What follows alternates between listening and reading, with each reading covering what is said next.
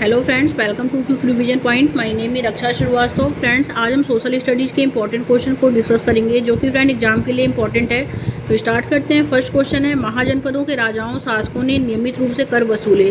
निम्नलिखित में से कौन से कर के स्रोत थे? तो ए है फसलों पर कर, बी है शिल्पकारों पर कर, सी है व्यापारियों पर कर, डी है तीर्थयात्रियों पर कर। तो तीर्थयात्रियों पर कर गलत है। महाजनपदों के राजाओं ने नियमित रूप से कर वसूले और निम्नलिखित में से कौन से कर के स्रोत थे? वो थे फसलों पे कर, शिल्पकारों पे कर, व्यापारियों पे कर। ओके, ए, बी और सी राइट हो जाएगा। तो राइट आंसर इज ए। आगे देखते हैं फ्रेंड्स, नेक्स्ट क्वेश्चन क्या है। निम्नलिखित कथन पर विचार करें और तथा उपयुक्त विकल्प चुनें। कथन फर्स्ट कहता है, सम्राटों को राजाओं की तुलना में ज़्यादा संसाधनों की आवश्यकता होती थी। तो ये करेक्ट है। एंड कथन सेकंड कहता है कि सम्राटों के पास बड़ी संख्या में कर इकट्ठा करने वाले अधिकारी होते थे। ओके, तो ये भी करेक्ट है। क्योंकि सम्राटों को राजाओं की तुलना में जो था ज़्यादा संसाधनों की आवश्यकता होती थी उस टाइम, और सम्राटों के पास बड़ी संख्या में कर इकट्ठा करने वाले अधिकारी होते थे। ओके, तो फर्स्ट एंड सेकंड दोनों सही है और फर्स्ट जो है वो सेकंड की व्याख्या करता है। ओके, तो राइट आंसर ये सी हो जाएगा। आगे देखते हैं, निम्नलिखित में से कौन सा दिल्ली सल्तनत का भाग नहीं है? दिल्ली सल्तनत का कौन सा भाग नहीं है? तो ए है इसमें ए है राजपूत वंश, बी है मंगोल, सी है प्रारंभिक तुर्की शासक, एंड डी है सैयद वंश। तो जो भाग नहीं है वो है मंगोल। ओके, मंगोल जो है वो दिल्ली सल्तनत का भाग नहीं है। Right answer is B. Next question देखते हैं, निम्नलिखित में से कौन सा 12वीं शताब्दी निम्नलिखित में से कौन सा 12वीं शताब्दी में प्रौद्योगिकी एवं शैली संबंधी दिखाई पड़ने वाला परिवर्तन था? ए है चापाकल एवं चूना पत्थर सीमेंट का प्रयोग, बी है अनुप्रस्थ तोड़ा एवं चूना पत्थर सीमेंट का प्रयोग, सी है अनुप्रस्थ तोड़ा निर्माण एवं चापाकार, एंड डी है चापाकार अनुप्रस्थ तोड़ा निर्माण एवं चूना पत्थर सीमेंट का प्रयोग। ओके, तो निम्नलिखित में से कौन सा 12वीं शताब्दी में प्रौद्योगिकी एवं शैली संबंधी दिखाई पड़ने वाला परिवर्तन था? वो फर्स्ट हो जाएगा करेक्ट की चापाकार एवं चूना पत्थर सीमेंट का प्रयोग। ओके, एक जो है वो राइट हो जाएगा। आगे देखते हैं फ्रेंड्स, नेक्स्ट क्वेश्चन क्या है। निम्नलिखित कथनों पर विचार करें तथा उपयुक्त विकल्प चुनें। कथन फर्स्ट कहता है कि 12वीं शताब्दी के अभिलेख संकेत करते थे कि वर्ड की बजाय जाति समाज के संगठन का आधार बनी। तो ये करेक्ट है। एंड कथन सेकंड है कि एकता के विचार को प्रोत्साहित करने के लिए कई जनजातियों एवं एकता के विचार को प्रोत्साहित करने के लिए कई जनजाति एवं विशेषज्ञता प्राप्त शिल्पकारों को जातियों का दर्जा दे दिया गया। तो ये गलत है। ओके, क्योंकि इसमें कोई दर्जा नहीं दिया गया था। ये गलत है। फर्स्ट क्या है कि 12वीं शताब्दी के अभिलेख संकेत करते थे कि वर्ड की बजाय जाति समाज के संगठन का आधार बनी। तो ये करेक्ट है। ओके, पहला सही है, दूसरा गलत है। तो राइट आंसर इज बी हो जाएगा। आगे देखते हैं फ्रेंड्स, नेक्स्ट क्वेश्चन क्या है। नीचे दो कथन दिए गए हैं, दिए गए कथन का उपयुक्त विकल्प चुनना है। कथन फर्स्ट कहता है, ईस्ट इंडिया कंपनी के कुछ नियम सिपाहियों की धार्मिक भावनाओं और आस्थाओं को ठेस पहुंचाते थे। तो ये करेक्ट है। एंड कथन सेकंड कहता है, 1824 में सिपाहियों ने समुद्र के रास्ते वर्मा जाने से मना कर दिया परंतु जमीन के रास्ते जाने का प्रस्ताव दिया। तो ये भी करेक्ट है। तो पहला दूसरा इसमें राइट हो जाएगा। तो राइट आंसर ही जो है वो डी हो जाएगा। ओके, आगे देखते हैं फ्रेंड, जनजातियों का उनके प्रभाव वाले क्षेत्रों के साथ सुमेल करना है। खोखर है, फिर लंघार है, फिर बलोच है, फिर गड्डी है। ओके, खोखर जो होता है फ्रेंड वो खोखर जनजाति पंजाब की है। ओके, ए का थर्ड हो जाएगा। लंघार जो है वो है ए, बी का फर्स्ट मुल्तान। ओके, बलोच जो है फ्रेंड वो है भारतीय उपमहाद्वीप के उत्तर पश्चिम में, सी का फोर। एंड गड्डी जो है फ्रेंड वो हो जाएगा पश्चिमी हिमालय। ओके, डी का सेकंड। तो राइट आंसर इज ए हो जाएगा। आगे देखते हैं, नेक्स्ट क्वेश्चन है फ्रेंड, ब्रिटिश शासन की आदिवासी मामलों पर भूमिका के संदर्भ में कथन पर विचार करें और सही विकल्प चुनना है। ओके, कथन फर्स्ट कहता है फ्रेंड कि ब्रिटिश शासन के तहत आदिवासी मुखियाओं के कार्यों और ताकत में बहुत परिवर्तन आया। तो ये करेक्ट है।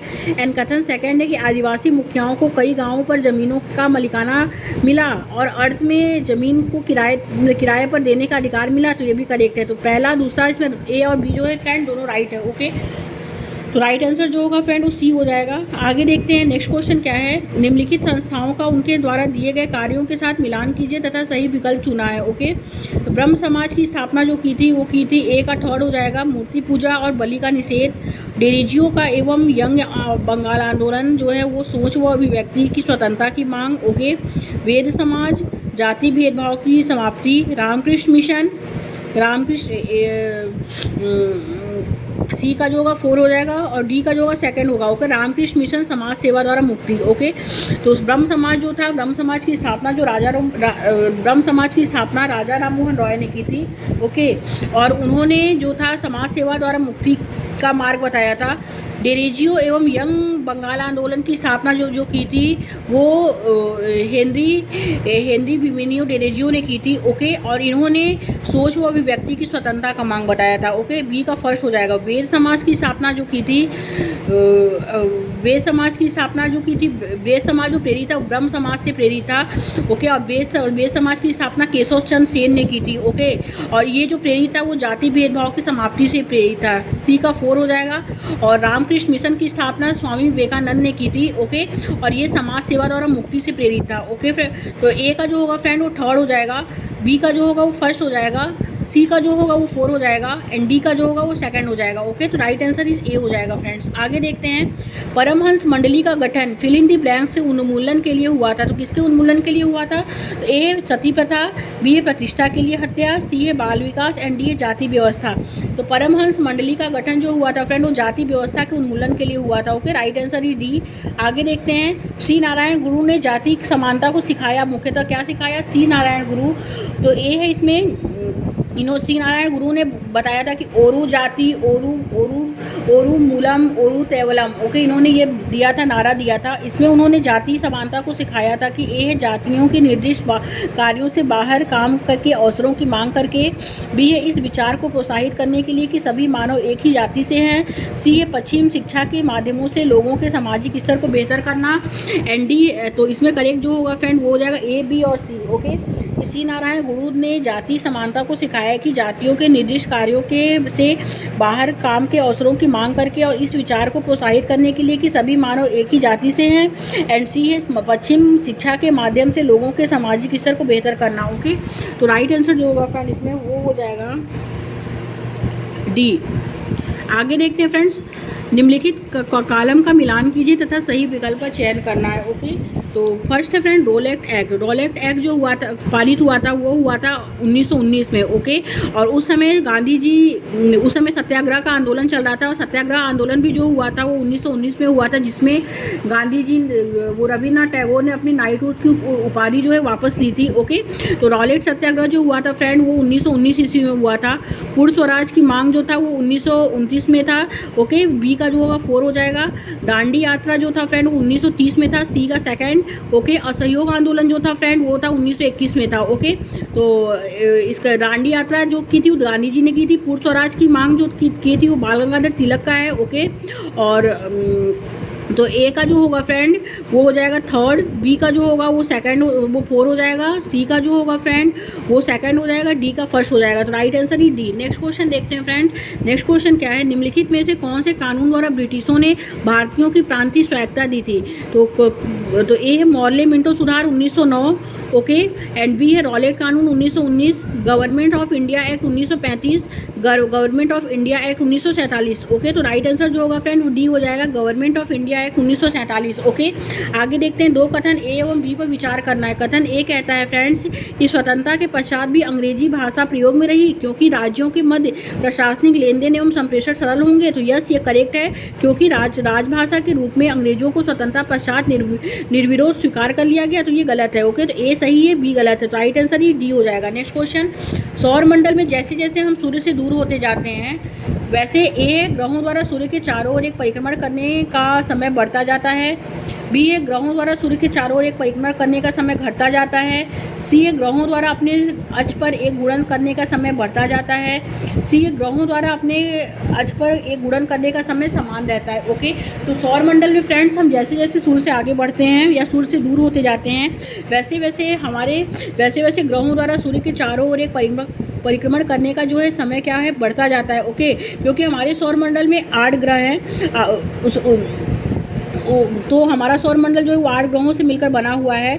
तो उसमें जो है ग्रहों द्वारा सूर्य के चारों ओर एक परिक्रमण करने का जो है समय क्या है वो बढ़ता जाता है। ओके, राइट आंसर जो होगा वो ए हो जाएगा। नेक्स्ट क्वेश्चन, किस देशांतर को भारत के लिए मानक यामोत्तर माना गया है? ए 82.5 डिग्री पश्चिम, बी ए 82.5 डिग्री पूर्व, सी ए 82.5 degree Paschim, and D A 81 degree Paschim, and D A 81 degree पूर्व। तो राइट आंसर इस बी हो जाएगा 82.5 डिग्री पूर्व। ओके, आगे देखते हैं फ्रेंड्स, निम्नलिखित में से कौन सा कथन एंडीज पर्वत और ग्रेट डिवाइडिंग रेंज से संबंधित है? ए विषुवत रेखा इन दोनों क्षेत्रों से होकर गुजरती है, बी है मकर रेखा इन दोनों क्षेत्रों से होकर गुजरती है, सी है दोनों एक ही समय क्षेत्र में अवस्थित हैं, एंड डी है दोनों महाद्वीप के पूर्वी भाग में अवस्थित हैं। ओके, तो निम्नलिखित में से कौन सा कथन जो है वो एंडीज पर्वत और ग्रेट डिवाइडिंग रेंज से संबंधित है? वो है मकर रेखा इन दोनों क्षेत्रों से होकर गुजरती है। ओके, राइट आंसर इस बी हो जाएगा। निम्नलिखित कथन पर विचार करें। ए है ग्लोब किसी एक देश के बारे में मानचित्रों की अपेक्षा ज़्यादा जानकारी देती है, बी बड़े क्षेत्र वाले भागों जैसे महाद्वीप या देशों को छोटे पैमाने मानचित्र पर दर्शाया जाता है, सी है मानचित्र पर पठारों को दर्शाने के लिए केवल लाल रंग का इस्तेमाल किया जाता है। तो इसमें करेक्ट जो होगा फ्रेंड वो बी हो जाएगा। ओके, कि बड़े क्षेत्र वाले भागों जैसे महाद्वीपों या देशों को छोटे पैमाने वाले मानचित्र पर दर्शाया जाता है। Okay, right answer is B. आगे देखते हैं फ्रेंड्स, नेक्स्ट क्वेश्चन क्या है? नेक्स्ट क्वेश्चन है फ्रेंड, जैवमंडल में सभी जीवित जीव जंतु कैसे होते हैं? ए है एक दूसरे से परस्पर संबंधित हैं पर निर्भर नहीं है, बी है एक दूसरे पर परस्पर निर्भर हैं पर संबंधित नहीं है, सी है न तो एक दूसरे से परस्पर संबंधित हैं और न ही निर्भर हैं, एंड डी है एक दूसरे से परस्पर संबंधित हैं और निर्भर भी हैं। ओके, तो जैवमंडल में सभी जीवित जीव जंतु जो होते हैं फ्रेंड एक दूसरे से परस्पर संबंधित हैं और निर्भर भी हैं। ओके, राइट आंसर ही डी हो जाएगा। आगे देखते हैं, भारतीय उपमहाद्वीप में जिन पशुओं का उपचार डाइक्लोफिनेक एक पीड़ानाशी दवाई से किया जाता था, उनके अपमार्जन उपरांत गिद्ध किडनी खराब होने से मर जा रहे थे। ओके, उनको बचाने के लिए कौन से कदम प्रासंगिक है? तो ए है डाइक्लोफिनेक एक उत्पादन पर रोक, तो ये गलत है। बी है फ्रेंड पशुओं के लिए डाइक्लोफिनेक के उपयोग पर रोक। ओके, तो ये करेक्ट है। सी क्या है फ्रेंड कि गिद्धों के दूसरे महाद्वीपों की ओर प्रवासन को बढ़ावा देना, तो ये गलत है। डी है गिद्धों की खान पान की आदतों को बदलने का प्रयास करना, ये भी गलत है। ई है आरक्षित स्थानों के पर गिद्ध के प्रजनन का प्रयास करना, तो बी और ई राइट हो जाएगा। तो राइट आंसर ही बी हो जाएगा। ओके, आगे देखते हैं फ्रेंड्स, निम्नलिखित कथन पर विचार करना है। कथन ए कहता है सौर ऊर्जा को एक महत्वपूर्ण नवीकरणीय संसाधन के रूप में देखा जाता है, यस ये करेक्ट है, देखा जाता है। और कथन बी है कि जरूरत से ज़्यादा इस्तेमाल और प्रदूषण का किसी भी नवीकरणीय संसाधन पर प्रभाव नहीं पड़ता है, तो ये गलत है। ओके, ए सही है, बी गलत है। तो राइट आंसर ही सी हो जाएगा। आगे देखेंगे फ्रेंड, गल्फ स्ट्रीम उदाहरण है, किसका उदाहरण है? तो धाराएं जो होती हैं फ्रेंड दो तरह की होती हैं। ओके, एक होता है लैब्राडोर करंट, लैब्राडोर जो होता है वो ठंडी सी जलधारा होती है। ओके, और गल्फ स्ट्रीम जो होता है, गल्फ स्ट्रीम किसका उदाहरण है? तो गल्फ स्ट्रीम जो है फ्रेंड ए गर्म जलधारा का, बी है ठंडी जलधाराओं का, सी है महासागरीय जलधाराओं का, एंड डी है पवनों का। ओके, तो गल्फ स्ट्रीम जो है फ्रेंड वो गर्म जलधाराओं का जो है उदाहरण है। राइट आंसर इज ए हो जाएगा। आगे देखते हैं फ्रेंड, पवनों के संदर्भ में निम्न कथन पर विचार करना है। तो ए है भूमध्यरेखीय निम्न दाब पेटी को डोलड्रम भी कहा जाता है, तो ये करेक्ट है। बी है हांस अक्षांश उच्च दाब क्षेत्र में, तो ये भी करेक्ट है। तो ए एंड बी जो है राइट है, तो राइट आंसर इज सी हो जाएगा। नेक्स्ट क्वेश्चन देखते हैं फ्रेंड, ऋतु प्रवास हेतु लोग अक्सर रहते थे, कहाँ रहते थे? तो ए शहरों में, बी स्थायी बस्तियों में, सी अस्थायी बस्तियों में, एंड डी खुले में बिना किसी आश्रय के। तो ऋतु प्रवास हेतु लोग जो रहते थे फ्रेंड अस्थायी बस्तियों में रहते थे। और ऋतु प्रवास का मतलब क्या होता है? ऋतु प्रवास जो होता था वो एक तरह का चारागाह होता था, ओके, पशुओं का चारागाह होता था, और वो लोग जो रहते थे वो लोग अस्थायी बस्तियों में रहते थे। ओके, तो राइट आंसर जो होगा फ्रेंड वो सी हो जाएगा। नेक्स्ट क्वेश्चन, अगर किसी सेल में तांबा मौजूद है तो उस सेल का रंग क्या होगा? तो ए है लाल, हरा, नीला और भूरा। ओके, तो अगर किसी सेल में तांबा मौजूद है तो उस सेल का रंग जो होता है फ्रेंड वो नीला होगा। Okay, right answer is C. Next question देखते हैं, संभाव्य संसाधन का निकट भविष्य में इस्तेमाल हो सके इसके लिए कौन सा कदम उठाया जाना चाहिए? ए संसाधन से जुड़ी हुई प्रौद्योगिकी के स्तर को बढ़ाकर, बी है उस संसाधन के इस्तेमाल को लेकर नीति बनाकर, सी है समाज में जागरूकता फैलाकर, एंड डी है प्राकृतिक संसाधनों के शरण को कम करके। ओके, तो संभावित संसाधन का निकट भविष्य में इस्तेमाल हो सके इसके लिए कौन सा कदम जो है उठाया जाना चाहिए? वो है संसाधन से जुड़ी हुई प्रौद्योगिकी के स्तर को बढ़ाकर। ओके, राइट आंसर ही जो हो जाएगा वो ए हो जाएगा। आगे देखते हैं, नेक्स्ट क्वेश्चन क्या है? नीचे दिए गए कथन ए तथा आर पर विचार करें। कथन ए कहता है फ्रेंड कि सूती वस्त्र का जो है उत्पादन वो कहाँ होता था? तो कैलिको में होता था। कैलिको जो है वो सूती वस्त्र से संबंधित था। ओके, और कैलिको का उत्पादन जो बताया था वो सूती वस्त्र से संबंधित है। एग्जाम में पूछा गया क्वेश्चन है कैलिको किससे संबंधित था, तो कैलिको जो था फ्रेंड वो सूती वस्त्र से संबंधित था। ओके, तो सूती वस्त्र और जूट आधारित उद्योगों में कुछ समान लक्षण मौजूद हैं जिसकी वजह से इन्हें सनराइज उद्योग के नाम से भी जाना जाता है। तो यस, ये करेक्ट है। ये गलत है कि सनराइज उद्योग के नाम से इन्हें नहीं जाना जाता था, इन्हें कैलिको के नाम से जाना जाता था। ओके, तो ये गलत है। एंड सेकंड है फ्रेंड कि सनराइज उद्योगों में सूर्य की किरणों की तीव्रता महत्वपूर्ण भूमिका निभाती है, तो ये भी गलत है। ओके, तो इसमें ए और आर क्या है फ्रेंड, इसमें दोनों गलत है। राइट आंसर इज डी हो जाएगा। नेक्स्ट क्वेश्चन, हमारे राष्ट्रगान का बंगाली से हिंदी अनुवाद किसने किया था? ए है रविन्द्रनाथ ठाकुर ने, बी है बंकिम चंद्र चट्टोपाध्याय, सी है सरोजनी नायडू एंड डी है सुभाष चंद्र बोस। ओके, तो बंकिम चंद्र चटर्जी, इसमें फर्स्ट क्या है कि हमारे राष्ट्रगान का बंगाली में ऐसे हिंदी का अनुवाद जो किया था वो रविन्द्रनाथ टैगोर ने किया था। राइट आंसर इज ए हो जाएगा फ्रेंड। ओके, और भारत की पहली महिला गवर्नर जो थी वो सरोजनी नायडू थी। ओके, और आनंद मठ बंकिम चंद्र चटर्जी का है। सुभाष चंद्र बोस ने किया था स्वराज हमारा जन्मसिद्ध अधिकार है और मैं इसे लेकर रहूँगा, तो राइट आंसर इज ए। आगे देखते हैं फ्रेंड्स, निम्नलिखित में से क्या विविधता नहीं बल्कि भेदभाव का एक उदाहरण है? ए है एक अपार्टमेंट में कुछ परिवार होली का त्यौहार मनाते हैं तो कुछ क्रिसमस का। बी है एक स्कूल में कुछ बच्चे कुर्सियों पर बैठते हैं तो कुछ को ज़मीन पर बिठाया जाता है। सी है एक बाजार में कुछ विक्रेता मछली बेचते हैं तो कुछ फल। एंड डी है एक गली में कुछ घर सफ़ेद रंग के हैं तो कुछ पीले। तो राइट आंसर इज बी हो जाएगा फ्रेंड। एक स्कूल में कुछ बच्चे कुर्सियों पर बैठते हैं तो कुछ ज़मीन पर बिठाया जाता है। ओके, आगे देखेंगे, एक राज्य के मुख्यमंत्री की नियुक्ति कौन करता है? मुख्यमंत्री की नियुक्ति जो करता है फ्रेंड, ए भारत के राष्ट्रपति, बी है विधानसभा के अध्यक्ष, सी है भारत के उपराष्ट्रपति एंड डी है राज्यपाल के अध्यक्ष, राज्य के राज्यपाल। तो मुख्यमंत्री की नियुक्ति जो करता है वो करता है फ्रेंड राज्यपाल, राज्य के राज्यपाल। ओके, और राज्यपाल ही मुख्यमंत्री को शपथ भी दिलाते हैं। ओके, राइट आंसर जो होगा फ्रेंड वो डी हो जाएगा। आगे देखते हैं, और भारत का पहला नागरिक जो है राष्ट्रपति को कहा जाता है। ओके, भारत का पहला नागरिक जो होता है फ्रेंड वो राष्ट्रपति होता है। नेक्स्ट क्वेश्चन देखते हैं, निम्नलिखित में से कौन सा कथन भारत में नगर प्रशासन के संबंध में सही नहीं है? ए नगर निगम शहरों में स्कूल एवं अस्पतालों का प्रबंध करते थे, एंड बी है बड़े नगरों में नगर पालिकाएं होती थी, एंड सी है इसमें कि नगर निगम संपत्ति का कर ली उगाही करते हैं, एंड डी नगर निगम पार्षद एक चुना हुआ सदस्य होता था। ओके, तो नगर प्रशासन के संबंध में जो सही नहीं है फ्रेंड वो यह है कि बड़े नगरों में, बड़े शहरों में नगर पालिकाएं होती थी, तो ये गलत है क्योंकि बड़े शहरों में जो है वो नगर पालिकाएं नहीं होती थी। ओके, नगर निगम जो होता है शहरों में स्कूल एवं अस्पतालों का प्रबंध करते हैं। ओके, एंड नगर निगम का काम जो होता है वो संपत्ति कर ली उगाही करते हैं। नगर निगम पार्षद एक चुना हुआ सदस्य होता है। ओके, तो ये क्या है, इसमें भारत में नगर निगम के संबंध में सही नहीं है, तो बी वाला करेक्ट हो जाएगा। ओके, आगे देखते हैं फ्रेंड्स, निम्नलिखित में से कौन स्वरोजगार में संलग्न है? स्वरोजगार में कौन संलग्न है? तो ए एक कपड़े के कारखाने में काम करने वाला श्रमिक, बी है एक सौंदर्य प्रसाधन ब्रांड की विक्रेता, सी एक रिक्शा चलाने वाला एंड डी एक कॉल सेंटर का कर्मचारी। तो स्वरोजगार में जो संलग्न है वो एक रिक्शा चलाने वाला। राइट आंसर ही सी हो जाएगा। नेक्स्ट क्वेश्चन, राजीव के पास 15 एकड़ उर्वर जमीन है, उसे 1 लाख रुपए का ऋण बीज खरीदने के लिए सरकारी बैंक से मिला है, वह संभवतः किस प्रकार से है? तो वह है ए दुकानदार, बी छोटे किसान, सी खेत मजदूर एंड डी बड़े किसान। तो राइट आंसर डी हो जाएगा फ्रेंड, बड़े किसान से है। ओके, आगे देखते हैं, नेक्स्ट क्वेश्चन क्या है, निम्नलिखित में से किस वर्ग के लिए संसद में आरक्षण की मांग जो है लंबे समय से चलती आ रही है?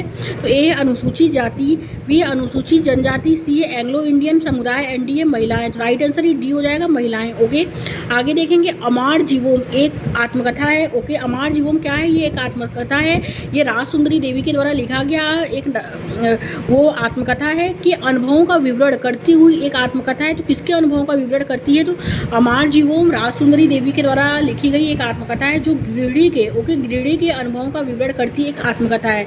राइट आंसर सी हो जाएगा। आगे देखते हैं फ्रेंड्स, उच्चतम न्यायालय ने किस मौलिक अधिकार का विस्तार करते हुए जीविका के अधिकार को उसका एक अंग बताया है? तो ए है स्वतंत्रता का अधिकार, बी है समानता का अधिकार, सी है जीवन का अधिकार एंड डी है शोषण के विरुद्ध अधिकार। तो राइट आंसर ही सी हो जाएगा, जीवन का अधिकार। ओके, आगे देखते हैं फ्रेंड्स, निम्नलिखित में से कौन से भारतीय संविधान के वैध कार्य हैं? भारतीय संविधान के वैध कार्य कौन है? तो फर्स्ट है फ्रेंड, यह कुछ हद तक विश्वास पैदा करता है जो विभिन्न प्रकार के लोगों के साथ रहने के लिए आवश्यक है। ओके, बी है यह उल्लेख करता है कि सरकार का गठन कैसे होगा, एंड सी है फ्रेंड कि यह अभिव्यक्त करता है कि कौन कैसे किस अवस्था का पालन करेगा। तो इसमें जो फ्रेंड करेक्ट है वो ए और बी जो है सही है, सी गलत है। ओके, तो राइट आंसर इस ए हो जाएगा। नेक्स्ट क्वेश्चन देखते हैं, निम्नलिखित में से कौन सा घरेलू हिंसा में महिलाओं का संरक्षण अधिनियम 2005 से संबंधित नहीं है कौन है? तो महिला का उसके पति द्वारा यौन उत्पीड़न, ओके ये करेक्ट है। घर के भीतर मौखिक और भावनात्मक धमकियाँ, ये भी करेक्ट है। और हिंदू घर के भीतर एक महिला का आर्थिक शोषण, ये करेक्ट है। लेकिन महिला की जाति के आधार पर सामाजिक भेदभाव, ये गलत है। ओके राइट आंसर ही डी हो जाएगा। नेक्स्ट क्वेश्चन देखते हैं। 1989 में लाया गया एक अत्याचार निवारण कानून निम्नलिखित में से किन्हें संरक्षण जो है प्रदान करने की चेष्टा करता है? तो ए अन्य पिछड़ा वर्ग, बी है धार्मिक अल्पसंख्यक, सी है बी है महिलाएं, एंड सी है धार्मिक अल्पसंख्यक, एंड डी है अनुसूचित जाति एवं अनुसूचित जनजाति। तो राइट आंसर ही डी हो जाएगा। ओके आगे देखते हैं। मध्याह्न भोजन योजना ने स्कूलों में जातीय पूर्वाग्रहों के कम करने में सहायता की। Right answer is B. आगे देखते हैं फ्रेंड्स। उच्च प्राथमिक स्तर पर, ओके उच्च प्राथमिक स्तर पर सामाजिक विज्ञान का जो ध्यान था मुख्य रूप से केंद्रित होता था, तो किस पे केंद्रित होता था? तो वो है विद्यार्थी को समकालीन मामलों एवं समस्या से परिचित कराने पर, बी है पर्यावरण संसाधनों पर व विकास के मामलों से संबंधित सही दृष्टिकोण को विकसित करने पर, एंड सी है भारतीय विकास के अध्ययन के माध्यम से बहुलवाद एवं परिवर्तन की संकल्पनाओं पर बल देने पर। तो ए, बी और सी करेक्ट हो जाएगा। तो राइट आंसर जो होगा फ्रेंड वो बी हो जाएगा। आगे देखते हैं। पांडुलिपियाँ एवं प्रलेख इतिहासकारों को विस्तृत जानकारी उपलब्ध कराते हैं, परंतु उन्हें जन साधारण द्वारा उपयोग किया जाना कठिन है। क्यों कठिन है? क्योंकि पांडुलिपियों का कूटानुवाद करना कठिन है, तो ये गलत है। पांडुलिपियों का कूटानुवाद करना हमेशा एक सरल कार्य है, ये भी गलत है। पांडुलिपियों की मौलिकता की परख चुनौती है, ओके ये करेक्ट है। एंड पांडुलिपियों की कूटानुवाद करना कठिन है, ये करेक्ट है। ओके एंड पांडुलिपियों का कूटानुवाद करना हमेशा एक सरल कार्य है, तो ये गलत है। एंड पांडुलिपियों की मौलिकता की परख की चुनौतियाँ, तो ये करेक्ट है। और पांडुलिपियों को ढूंढना सरल है, तभी यह जन साधारण को आकर्षित नहीं करती, तो ये गलत है। तो ए और सी राइट हो जाएगा। तो राइट आंसर इज सी। आगे देखते हैं। सीखने से संबंधित अक्षमता लर्निंग डिसेबिलिटी वाले विद्यार्थी श्रेष्ठ रूप से दूसरे विद्यार्थियों के साथ सीख सकते हैं, मगर कक्षा है। ए है विशिष्ट, बी है विशेष, सी है समावेशी, डी है डिजिटल। राइट आंसर इसकी हो जाएगा समावेशी है। ओके आगे देखते हैं। नेक्स्ट क्वेश्चन क्या है? नेक्स्ट क्वेश्चन है फ्रेंड, निम्नलिखित कथन मानसिक ब्रेनस्टॉर्मिंग से संबंधित है। तो ए है इसमें ब्रेनस्टॉर्मिंग विद्यार्थियों के किसी विषय पर विचारों को विकसित करने में मददगार होती है, ये करेक्ट है। कथन सेकंड है कि ऐसे छात्र जो ब्रेनस्टॉर्मिंग का अभ्यास करते हैं ज़्यादा विश्लेषणात्मक हो जाते हैं, तो ये गलत है। ए सही है, बी गलत है। राइट आंसर ही डी हो जाएगा। आगे देखते हैं। एक अध्यापक विद्यार्थियों को छोटे छोटे समूहों में बांटकर हर समूह को अलग अलग काम देता है। जब एक विद्यार्थी अपने समूह में पार कर रहे हैं तो अध्यापक को जो है एक समूह के दूसरे समूह जाकर विद्यार्थियों की समस्याओं का निवारण करना चाहिए तथा उसकी प्रगति की जांच करनी चाहिए। राइट आंसर ही डी हो जाएगा। आगे देखते हैं फ्रेंड। पृथ्वी के मॉडल और एक दिए के साथ कौन से संप्रत्यय पढ़ाए जा सकते हैं? तो ए है फ्रेंड दिन और रात का होना, एंड बी है जलवायु परिवर्तन, तो ये गलत है। पारंपरिक पवन का बनना, ये भी गलत है। जल चक्र भी गलत है। तो ए और ई राइट हो जाएगा कि दिन और रात का होना और ऋतुओं का बदलना। करेक्ट आंसर ही सी हो जाएगा। ओके आगे देखते हैं फ्रेंड्स। नेक्स्ट क्वेश्चन क्या है? प्रारंभिक कक्षा में पृथ्वी के अक्ष एवं गतियों को प्रभावी रूप से समझने के लिए शिक्षक को चाहिए छात्रों को परीक्षा का एक चित्र बनाकर उसके बीच में एक रेखा खींचकर अक्ष को प्रदर्शित करने को कहना, तो ये गलत है। ग्लोब का प्रयोग करके दिखाया और चर्चा करना, ये करेक्ट है। एक बाल के बीच में एक बड़ी सुई से छेद करके इसकी सदिशता पर चर्चा करना, ये करेक्ट है। मानचित्र का प्रयोग करते समय इन संप्रत्ययों दोनों संप्रत्ययों पर चर्चा करना, तो ये गलत है। तो बी और सी राइट हो जाएगा। तो राइट आंसर इज बी। आगे देखते हैं। निम्नलिखित कथन सहयोगी शिक्षण से संबंधित हैं। तो कथन फर्स्ट है फ्रेंड इसमें कि कक्षा के सभी छात्रों में 4 या 5 के समूह में उनकी पसंद के अनुसार बांटना और कहना कि दिए गए लक्ष्य पर सहयोग करें, यह सहयोगी शिक्षण है, तो ये गलत है। कथन सेकंड कहता है फ्रेंड कि सहयोगी शिक्षण विद्यार्थियों के सामाजिक कौशल को बढ़ाता है, तो ये करेक्ट है। राइट आंसर ही सी हो जाएगा। ओके आगे देखते हैं फ्रेंड। ई रिक्शा का प्रयोग संसाधनी विकास की ओर एक कदम के रूप में समझा जा सकता है, तो यह एक स्वच्छ ऊर्जा का उपयोग करता है। ओके राइट आंसर जो होगा ये सी हो जाएगा इसमें। आगे देखते हैं फ्रेंड्स। नेक्स्ट क्वेश्चन क्या है? निम्नलिखित कथन पर विचार करें तथा उपयुक्त विकल्प चुनें। कथन फर्स्ट कहता है विशेषण एवं क्रियाएं जो पात्रों, सामाजिक समूहों एवं घटनाओं का वर्णन करने के लिए प्रयोग की जाती हैं वे विचारधारा के पूर्वानुमान को प्रकट करते हैं, तो ये करेक्ट है। एंड कथन सेकंड है कि एक कक्षा में यह महत्वपूर्ण है कि ऐतिहासिक हस्ती को एक आदर्श के रूप में प्रस्तुत किया जाए, क्योंकि बच्चे को आवश्यकता होती है कि किसी की ओर देखने और अनुकरण करने की, तो ये गलत है। फिर एक फर्स्ट करेक्ट है, सेकंड गलत है। तो राइट आंसर ही डी हो जाएगा। नेक्स्ट क्वेश्चन देखते हैं। विविधता में एकता के विचार की परिचर्चा के दौरान एक शिक्षक उन गीतों एवं कला के स्वरूपों को विद्यार्थी के समक्ष प्रस्तुत करता है जो स्वतंत्रता संग्राम के समय देश के विभिन्न भागों में उभरे थे। तो शिक्षक कक्षा में निम्नलिखित विविधता के रूप में जो है सांस्कृतिक विविधता को लाता है। Right answer is a. Next question देखते हैं फ्रेंड। पृथ्वी के घूर्णन एवं परिक्रमण एवं अधिगमकर्ता की गलत अवधारणाएं जो होती हैं वो शिक्षण अधिगम प्रक्रिया को सुदृढ़ करने शिक्षण अधिगम प्रक्रिया को जो है वो सुदृढ़ करने के अवसर प्रदान करती हैं। Okay, right answer is C हो जाएगा। आगे देखेंगे, एक ऐतिहासिक घटना के अगर दो प्राथमिक स्रोत हैं जो कई पहलुओं में भिन्न है तो क्या सही है और क्या गलत, यह पहचान करने के लिए क्या पूछा जा सकता है। तो ये दो तर्जुमाओं में भिन्नता के कारण को पूछा जा सकता है। Right answer is B.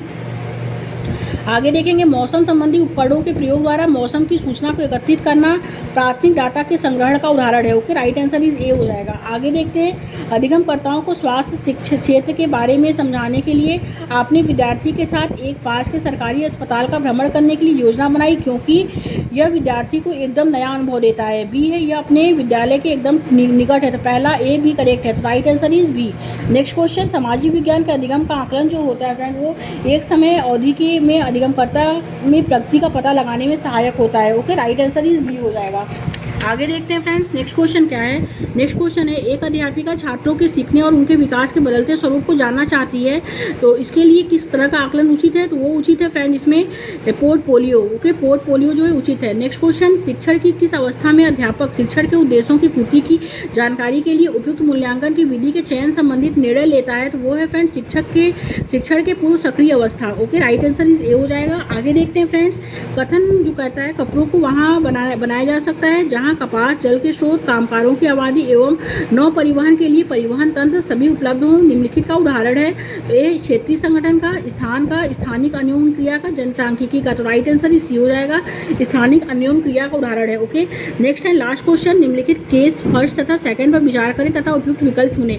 कथन फर्स्ट कहता है फ्रेंड इसमें कि विद्यार्थियों की दिशा निर्देशों के साथ एक परियोजना दी गई है कि परियोजना को 15 दिनों में जमा करना है एवं यह कि फोल्डरों का मूल्यांकन जो है इसमें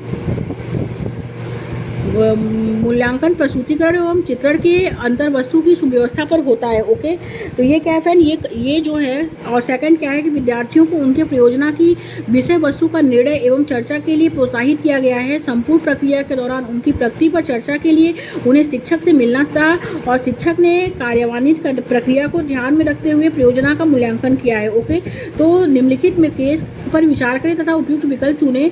इसमें जो करेक्ट है फ्रेंड वो यह है कि विद्यार्थियों को उनके परियोजना की विषय वस्तु का निर्णय एवं चर्चा के लिए प्रोत्साहित किया गया और संपूर्ण प्रक्रिया के दौरान उनकी प्रगति